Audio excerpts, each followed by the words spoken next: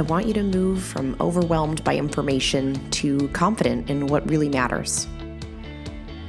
I want to help you move from being unsure towards direction and purpose in your healthcare. I want to introduce you to health experts. I want to let you in on tough conversations on women's health. I want to give you a place where you can lean in and learn how to take care of yourself. Let's transform your health. Let's get clear on your goals. This is Women's Health Unplugged. I'm your host, Dr. Jordan Robertson, naturopathic doctor. I'm one of those people that absolutely loves to pick away at passion-based work over the holidays. I know that for some that would maybe sound like sort of workaholic-like tendencies, but there's so much of what I do that requires me to be excited and creative and on and create like new ideas and new communication strategies that it's very common that I'll batch record podcasts and come up with new content and new programming, etc. while I'm on vacation.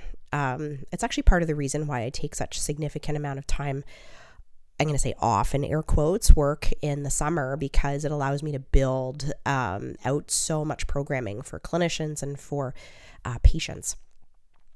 And over the Christmas holiday of this year, I got really, really sick, like 7 days not leaving my bed kind of sick, like walking around the front yard was a field trip kind of sick. And as a consequence, I actually didn't do the work or do the recordings that I had anticipated until today, which is like day 8 of my illness. And so I have laryngitis, and I thought I could just wait and maybe do the recordings on another day, except I've got all these ideas percolating, and I've spent lots of time interacting with many of you on social media over the last couple of weeks, because I always have a bit more bandwidth for that during the holidays. And I didn't want to miss these kind of creative opportunities to be able to share. So if you're new to the podcast, this is not my voice. If you've been around for a long time, I apologize in advance. The higher I talk, the closer it gets to my normal voice.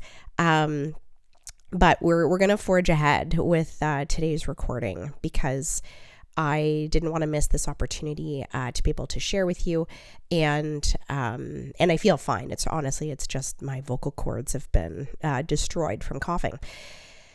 So today we're going to dive in and talk all about menstrual cycle irregularities. Then this idea was kind of spawned from some questions that I had on social media. I had posted a couple of reels about heavy menstrual bleeding, and there were a lot of questions around what's normal, I can't get my doctor to listen to me, kinds of questions. And so I thought that we would address this. And it's funny because when I sat down, I was like, I feel like I've done a podcast on heavy menstrual bleeding.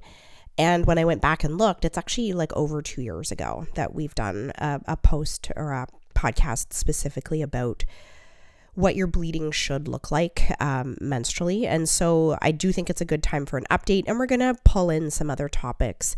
So we're talking all things normal period flow today. I feel like this topic brings up some kind of just interesting, like, I don't know if it's a value conflict or dichotomy. I am very excited about women understanding their body, about people who menstruate understanding their body, getting in tune with what's going on, understanding their physiology and being attuned to changes. I am 100% an advocate of that. And that literally is one of our goals with the podcast, is that you end up with enough solid health knowledge that you can support yourself and advocate for yourself.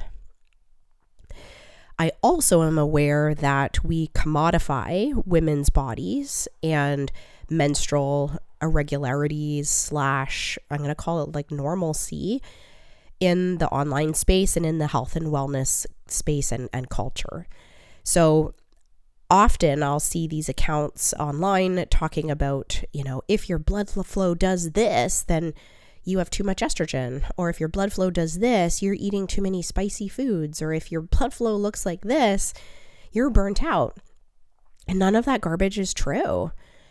And So it's interesting because I want you to get and understand and be aware of your menstrual cycle.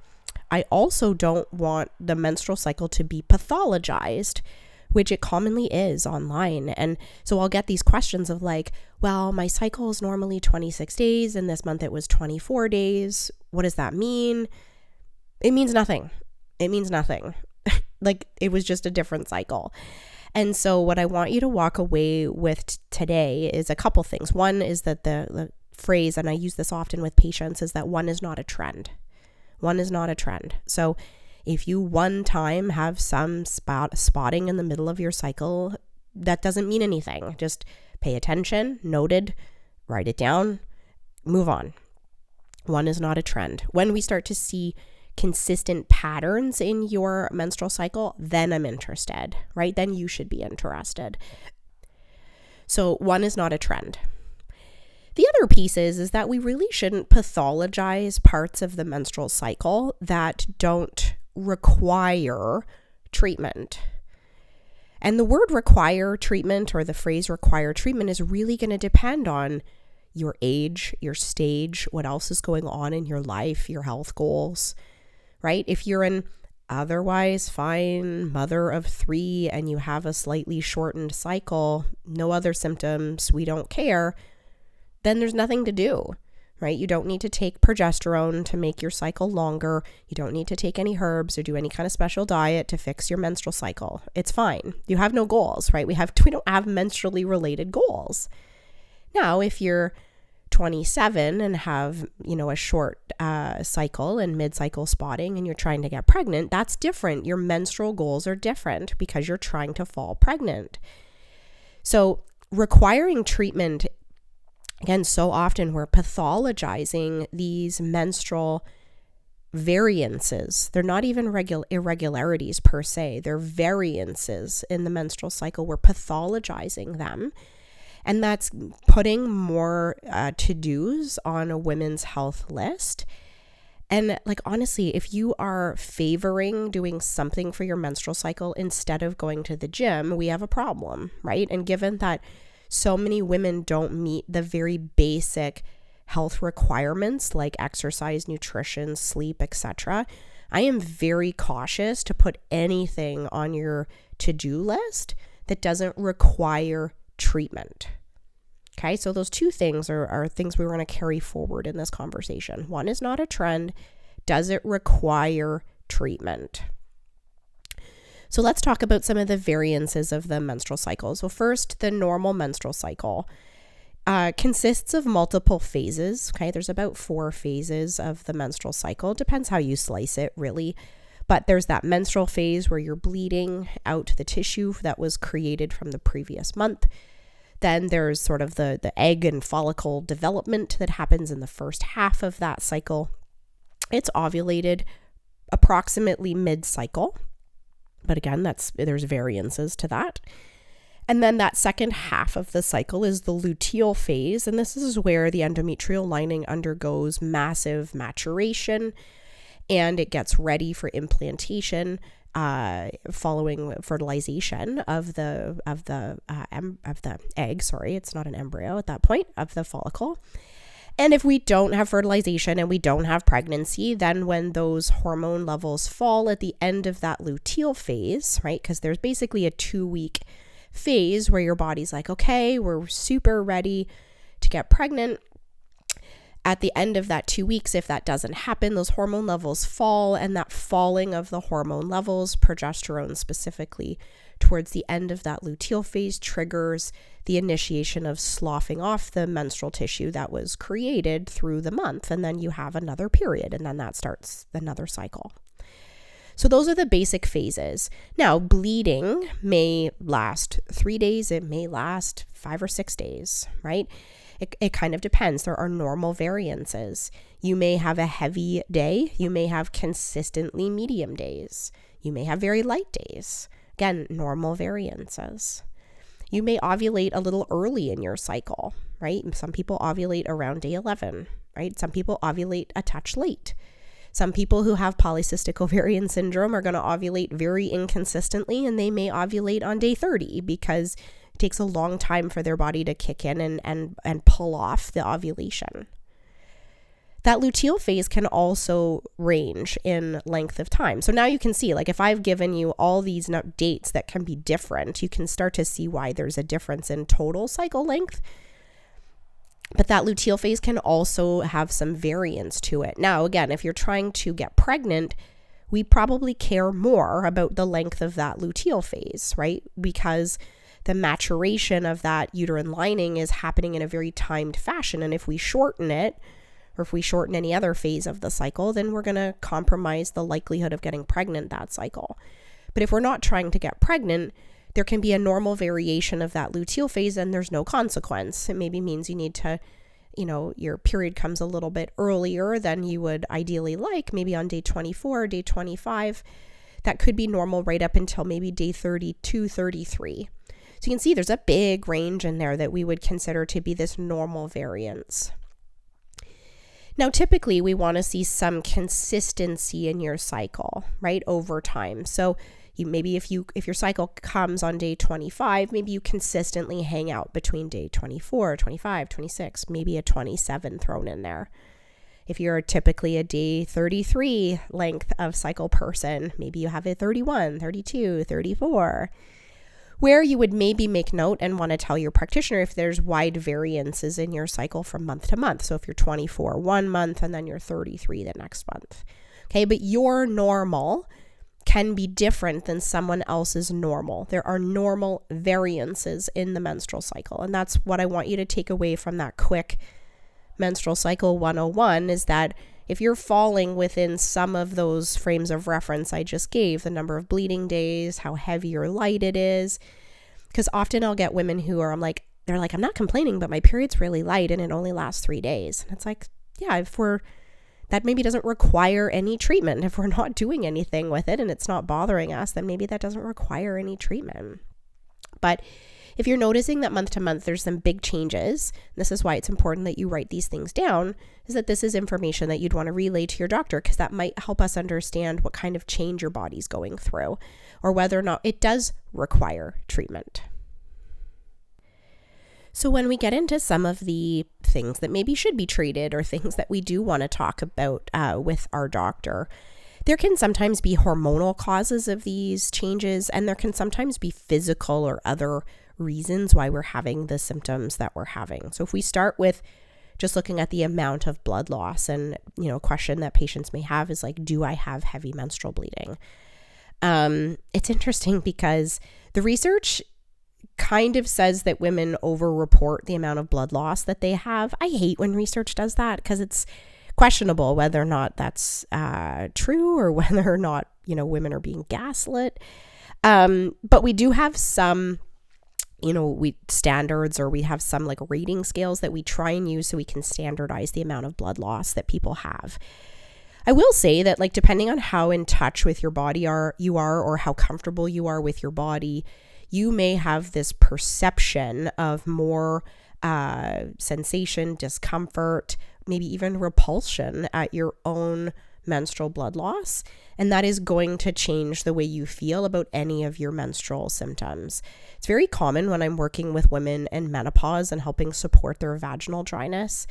And when I see them for their follow-up appointment, they're like, yeah, things there's moisture there, there's moisture down there, right? And they're pointing at their crotch. And I'm thinking in my head, yes, you did it, right? You helped them. And they're like, yeah, I don't like it. They're like, it feels like there's something wrong. And then I will say, nope, that's great. It's great. You've got a bit of and they'll say, well, I have discharge. I'm like, no, that's great. You have a little bit of discharge. It's fine. It's great. They're like, it feels like I have a yeast infection. I'm like, you don't have a yeast infection. It's fine. And because those women feel so disconnected with that part of their body, they're even repulsed that they need to treat their vaginal symptoms, that this small amount of moisture that they get back when we treat their vaginal dryness feels like a pathology to them, and they don't like it. And they'd actually rather have vaginal dryness than have moisture. So if you identify with that, if you're like, yeah, I don't think about my genitals, I don't want to deal with it, I hate my period, remember that you're going to report your bleeding as being more significant than it might be. I'm not gaslighting you. I'm just saying you need to do that sort of self-check. If you're not connected to that part of your body and we ask you to report on it, you're going to report that it's terrible. But try and use some of these more standard measures, and maybe this will help you communicate better with your doctor. So typically heavy menstrual bleeding is defined as like more than 80 milliliters of blood lost in a menstrual bleed. If you use a Diva cup or something that has like a measurement on the side, that can get easier to approximate, but most people have no idea how many milliliters of blood loss they have with their period. Another good way of thinking about it is if you had to change your tampon or pad more than every 2 hours during sort of those heavier moments of your cycle. But again, you have to self-check. Are you using the appropriate protection? Right? Like, is it a super tampon and you have to change it every hour? Yeah, that probably classifies as heavy menstrual bleeding. If you're using a light pad and you dislike the sensation of any blood in the pad and you change it obsessively, then no, that's not going to qualify as heavy menstrual bleeding. But those are kind of the gauges that we use to try and give a bit more of a objective report with respect to heavy bleeding versus just asking you, like, what do you think, right? I think every woman would be like, yeah, I have bleeding I don't like. And so you want to get a little bit more objective about it if you can. Now, there's lots of reasons that we may have heavy menstrual bleeding. Some of them are physical, like fibroids, right? And fibroids are very common. They're genetic for the most part. But fibroids, postpartum, we may have heavier menstrual bleeding. The square footage in there just gets a little bit larger postpartum. And so you may have heavier periods after a baby than you did have prior to having a baby. So there's some actual physical reasons why you may have heavy menstrual bleeding. And for some women, that may be worth assessing through a physical exam and ultrasound for us to be able to see what's going on there. There are also some hormonal causes of heavy menstrual bleeding. And so whether that's some anovulatory cycles. So if you don't produce an egg and you don't produce progesterone and you don't go through all of those 4 phases of the menstrual cycle, we can end up having a bit of a mismatch between what your uterus thinks is going on versus what day you are on in your cycle, right? The way I try and describe that is like, it's Sunday, but your uterus thinks it's like last Thursday because hormonally, you're not getting the cues that are necessary for your uterus and your menstrual lining or your uterine lining to move into that next phase. And that can sometimes mean that we get a surplus of uterine lining grow in a given cycle. It's common for people who have polycystic ovarian syndrome that when they do have a cycle, it's quite a significant one because it's taken a long time for them to initiate that bleeding and there is a thickened uterine lining that happens. This also may happen towards perimenopause, right? If you're over 40 and you start to notice some irregularities in your cycle, we may be having some cycles where you don't release an egg and that can cause some endometrial thickening. And then when you do bleed, it's more significant than it was when that uterine lining gets matured by an egg. Okay, so there's some physical reasons and there's some hormonal reasons. Interestingly, like there's other hormonal reasons why you may have heavy menstrual bleeding, like hypothyroidism or even hyperthyroidism. They actually both cause heavy menstrual bleeding. Or some nutrient deficiencies like low iron will also contribute to heavy menstrual bleeding. So if you do qualify objectively of having some of that heavy menstrual bleeding, it's a worthy conversation with your doctor. And it's really not enough for them to say this is something that happens when you get older, or this is not something you need to worry about, or that sounds normal to me, right? If you're meeting that criteria, we should be looking for physical reasons. We should also be investigating these more hormonal reasons or non-physical reasons. And by physical, I mean like there's an actual physical thing that's changed in your uterus that's causing the bleeding to be heavier. And the reason we should treat heavy menstrual bleeding is the consequence of that being anemia, right? So the more blood loss you have, the more likelihood you'll have of having anemia. If you're a younger woman and you're trying to get pregnant, heavy menstrual bleeding might point us in the direction of other cycle irregularities that you might be having. But if you're past those fertile years and you're looking more just general health and wellness, it's really hard to keep women iron replete on a good day, let alone if they are meeting that diagnostic criteria for heavy menstrual bleeding. It's really hard for me to keep women iron replete if they're having really significant menstrual bleeding. So heavy bleeding is one of the things that you might notice. Sometimes if you have really prolonged menstrual bleeding, like longer than 7 days, we might start to group you in that category of heavy menstrual bleeding. And we really should do that same kind of workup. Sometimes I'll meet women who've been spotting for 17 days and it seems to be keep getting called normal or classified as normal, or they have a period, it stops, and then they have a full other period. These are things that should be talked about, and you may not need to pull the trigger on treatment right away, right? Again, perimenopause and being over 40, there's a lot of variance that can happen with the menstrual cycle that is just chalked up to aging. Whether or not we treat it, that's going to vary depending on what you need as an individual, but still worthy of having a conversation. And we don't want to just sweep all of this stuff under the rug, especially if you're bleeding for a long time, because the same consequence will happen. You'll be iron deficient if we don't deal with it. So heavy menstrual bleeding is maybe one of the more common sort of variances for the menstrual cycle that I want you to be well educated about. And that really deserves a strong workup or something to think about. And there are even some medications that will influence heavy menstrual bleeding. Like, it just requires a conversation, honestly. And we did do that podcast. It was October 2020, where we literally just talked about this. And so if you want a deeper conversation on that, you can always scroll back and listen to that one exactly. Now, other variations on the back end of the menstrual cycle would be like the total cycle length and whether or not you have some mid-cycle bleeding or later in the cycle bleeding, and how concerned are we about that. Now, for some women, they're more sensitive than others to the hormonal fluctuations that happen during the month. For some women, you're going to get mid-cycle spotting around ovulation because that big surge in estrogen that happens at ovulation is enough to cause a little bit of leaking out of the uterine arteries and blood vessels that will cause maybe a bit of a pink spotting around ovulation. That's totally normal. Not worth treating. Okay, so if you notice it on trend, so it doesn't happen just one time, it's happening on trend, then, that might be something that's normal for you. And if we're not trying to do anything, right, like not trying to get pregnant, etc., and even if you are trying to get pregnant, sometimes a mid-cycle spot is not a big deal, then there's nothing we need to do about it, right? We don't need to pathologize it if you're having a little bit of pink discharge right around ovulation. Same thing goes for in that later luteal cycle. So if you have some late cycle spotting, or maybe you spot for 4 or 5 days leading up to your actual menstrual period, that may be within the realm of normal for your body, right? As those progesterone levels decline towards the end of the menstrual cycle, sometimes we'll get this slow initiation of that menstrual bleed. So a little bit of leaking out of those blood vessels. It doesn't quite get going yet, right? That drop in progesterone is more of a slow decline versus a sharp decline. And you might notice some of that spotting that's happening leading into your menstrual cycle. Again, if that's happening for you all the time, this might be within the frame of normal for you. It's irritating, right? So then comes the question of does it require treatment?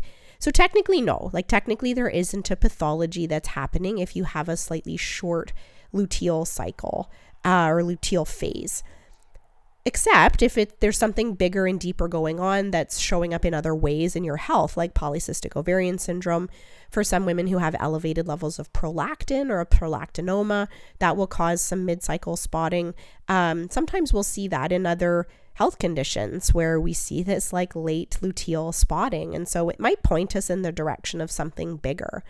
But if everything else on blood work is normal and otherwise things are normal, you don't need to invest all of your energy and emotion towards treating some late luteal spotting. It is not a big deal. Aside from the fact that it's annoying, it's not a big deal. And I see this online quite a bit, that we sort of pathologize this spotting. And it's well, if your period was better and if you were better, then your period would just like magically start on day 1. And it's like we're giving you this like arbitrary perfectionist target to try and hit. I don't actually know if you have enough control over that to like make that a goal, that your period just like magically starts. Now, if we treat some women and support them with like good nutrition, etc., sometimes we'll see some improvement in some of those pieces, but I don't think that we're in as much control over that as we make it sound we are. And then now we've just made this like impossible goalpost for women to hit. But if you start to see a change in your cycle where maybe you've been bang on day 28, like your period just comes when you wake up in the morning, and it's been perfection your whole life, and now you start to see some change, right? You start bleeding on day 23 and you bleed for 5 or 6 days before your period really gets going. That's when you're going to want to alert your practitioner. And that probably means you're moving into a different hormonal life stage. But again, we just want to take note of it. Okay. So if this is your normal and it's happening all the time, and we don't need to pathologize it if it's not getting in the way of your health goals. But if this is something new for you, then I would make note of it and then talk to your practitioner about it. And it might help put some pieces together for you about some of the other symptoms you might be experiencing. Most women can't connect some of their other perimenopause symptoms until they start having menstrual irregularities, right? So they can't sleep and they're depressed, but they blame it on something else, right? Their job or, looking after their aging parents. And then as soon as they get a menstrual irregularity, then we're like, oh, it's perimenopause. So it may help us to just keep track of that, to be able to connect it to some of the other symptoms that you're having. So when should you worry, right? I just spent the last little bit just talking about all the things that we might consider to be normal and that we maybe don't need to do anything about if they're not getting in the way of your goals. And I'm going to question the fact whether or not we need to have a goal of having a perfect menstrual cycle. I'm not sure we do. But when do you seek care, and when does a change in your cycle or something about your cycle mean that you need to talk to someone about it? So certainly like an abrupt change, I think is really helpful to talk about with your practitioner. Now, abrupt changes can be also meaningless, right? An abrupt change might be due to stress. A really stressful window of time will often delay a menstrual cycle, so your period comes late. There also have been reports of really stressful events bringing on a menstrual cycle, like immediately. So if it's possible, again, and if the stressful event goes away and your cycle goes back to normal, then we don't need to do anything, but it's maybe worth paying attention to.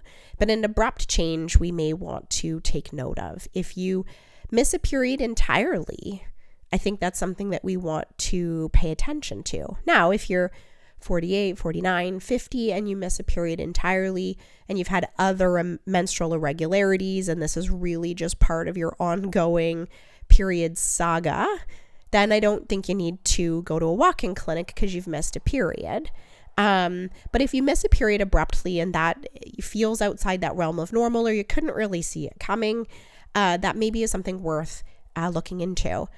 Big reminder that the number one cause of a missed period is pregnancy, not to send y'all scrambling to the pharmacy, but let's just remember that is the number one reason why people miss a period. And so that is certainly something to take into account if you miss a period. But if you have an abrupt change in your cycle, then that's probably something that's worth talking to your practitioner about, especially if we see a coinciding change in lifestyle or change in other parts of your health. If you are dieting, if you are exercising or training a lot, if you've had a big stress, if you've had a big acute illness, if you have something else that's being worked up, right? So let's say you're seeing a cardiologist over here or an endocrinologist over here, and now suddenly you've missed a period. We want to be able to tie all of that together because it's not very common that those would be these siloed events, right? We would want to connect them with each other because your health is all connected. So an abrupt change is something that's worthy of talking to your practitioner about. I know I said at the beginning that one is not a trend, but remember I was talking about some of those like minor variances of the cycle. So a minor variance, if a little bit of spotting 1 month, or a little bit of a change in the amount of blood flow or the number of days you have a period, but an abrupt change, meaning you have 10 out of 10 pain and you never have pain, or your period shows up on day 10 again, and you never have had that happen, or you skip a period entirely. These are abrupt changes, okay? That's not me saying, well, one is not a trend, wait till that happens again, stabbing pain, and then we'll deal with it. No, if you have an abrupt change that's outside of those normal variances, then I'd like you to get assessed by someone. That's something that's worth looking into. The other time that it's worth looking into something is if the consequence of that thing carrying on and on and on and on for you is going to cause other symptoms or is part of a bigger picture. Fertility is a little bit outside the scope of what we're talking about today, but any menstrual cycle irregularity in fertility care is something worth noting, right? We want things to be looking as healthy and as good as possible if we're trying to get pregnant. That's almost a different conversation. And so if that's you and you're curious about whether or not your cycle is normal and you're trying to get pregnant, then maybe talk to someone about it to make sure that your normal variance isn't actually interfering with your ability to get pregnant. You might just need a little bit of help figuring out what your actual fertile days are, especially if there is some variance to your menstrual cycle. But the rest of those menstrual cycle changes, whether it's heavy or prolonged bleeding, whether it's, infrequent or irregular ovulation patterns, or maybe some late cycle spotting, they may be causing iron deficiency, all those things, right? They may be pointing us towards perimenopause or another menstrual cycle abnormality like polycystic ovarian syndrome. Now, that symptom of menstrual irregularities or menstrual variances is now pointing us towards a bigger thing. And it's not likely you're having symptoms because of your period. Your period is a flag that's showing us that there's something else going on. And the symptoms of perimenopause, the symptoms of PCOS, the symptoms that are going to go along with those things, right, that your period was pointing us towards, is probably showing up in a big way in your health. And that's why menstrual cycle literacy is so important, because your period itself is probably not causing you a lot of harm, right? If it varies a little bit or if it has some irregularities to it. But what it does is it points us in a diagnostic direction that teaches us why you're having the rest of your health challenges. And that's really important to pay attention to. So that's the other time that I would say, okay, maybe we don't need to spearhead and treat your menstrual cycle per se, but we want to use it as a guidepost to take us towards a bigger diagnosis. Again, maybe perimenopause, maybe moving towards menopause, maybe PCOS. And that might be explaining your weight gain, your mood, your sleep, your low libido, right? Like all of those other pieces that are maybe your bigger health concerns. The little bit of extra bleeding you have in the month is not pathological. It's that it's a warning sign, or not a warning sign, but it is a flag that we should be looking a little bit more at what's happening with you hormonally. So I don't love when we brush off menstrual cycle changes as being not a big deal, because we can actually learn a lot about someone's health and health history by asking them about their menstrual cycle. So even if you are encroaching on menopause, even if you're well beyond your fertile years, even if that's not even your goal, but you've had menstrual cycle irregularities in the past, maybe you were an elite athlete in your youth and you lost your period for a while. Maybe you had noticeable changes to your period after pregnancy. Maybe you've had challenges getting pregnant, but you did, right? You had fertility challenges, but it's in the past and you did get pregnant. Those are still all valuable key learning moments about where your health sits right now. So whatever it is that you're struggling with, and I'm not going to tie 100% of women's health to your period. That's not possible, and that's probably commodifying women's health a little bit. I'm not saying that. I'm saying that your menstrual health history is an important part of your history. And so taking good stock and having a good understanding and record of what's gone on with your life helps you be able to communicate more effectively to your practitioner so that you can show them what your menstrual life has looked like, and that will help them understand your here and now. So a couple things I want you to take away from today's episode. One is that there's some normal variances. And I like that I came up with that word, which was a total on the spot word. We often will say menstrual irregularities, and the word irregularity sounds pathological. It sounds bad.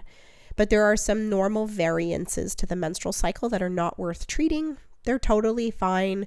You don't need a special concoction or tincture or treatment or whatever. You're fine.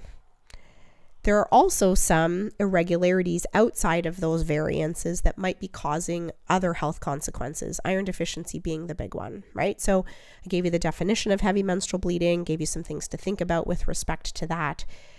We also talked a little bit about some of the other flags that your period might be pointing towards, whether it's perimenopause or PCOS or some other hormonal concern that we actually can just use your period as a signal for. I also gave you some language to talk to your practitioner about, right? You might have noticed some things about your cycle, but haven't really been able to articulate it that well. Maybe you ovulate in the middle of your cycle, but now you can see actually that second phase, that second half is short, right? Or I'm actually ovulating on day 10. No wonder I can't get to 28-day cycle, right? That math doesn't work. So I gave you some information so that when you go and have this conversation with your practitioner, that you're actually able to articulate what's happening with you. I also want you to think really critically when you're faced with new information online about your cycle and whether or not your cycle needs to be treated, right? We don't need to shoot for this perfectionist menstrual cycle. I think that that's a goal that is a setup for failure. But you're not in control of your menstrual cycle as much as some of the online hormonal health gurus make it sound. And if your menstrual cycle treatment has a special diet and like 10 supplements, like run, because that's A, I don't know if you're in that much control over it, and B, is it worth treating, right? I asked that question in the middle of the podcast. Does it require treatment? I also don't want you to have your menstrual concerns swept under the rug. So if this is something that is bothering you and does require treatment, I do want you to talk to someone about it who can support you. So I said at the very beginning, this is kind of a hard conversation to have because I don't want to pathologize menstrual irregularities or variances because it might be fine, it might be nothing. I also don't want you to be gaslit. So when you go to the doctor and you have menstrual cycle questions, they should answer them for you. Now, the answer might be everything's fine. And I want you to feel okay about that. I want you to feel okay that it might be fine. But if your gut and if you compare back against the things we talked about today shows that it's not fine, then I want you to get a second opinion. So it's hard because it's almost like this coin where we can see on both sides. There's like, I don't want you to be overtreated. I don't want you to be overtreated. I don't want you to be misled. But also, I don't want you to be ignored. And I want you to have your concerns addressed. So we're going to like uncomfortably sit in the middle of those two things. And hopefully with today's podcast, you can see that your individual story really matters. It also really matters that the person who's listening is unbiased, is curious, and maybe doesn't have a period T to sell you at the end. Thanks for listening. I'll see you next week. I hope you enjoyed that episode of Women's Health Unplugged. My goal is to help you feel more confident about your health. Please remember that what we talked about today in the podcast does not constitute medical advice, nor was a doctor-patient relationship formed. If you have questions about your healthcare or about how today's topic pertains to you, please take it up with your family doctor, your specialist, or someone on your health team.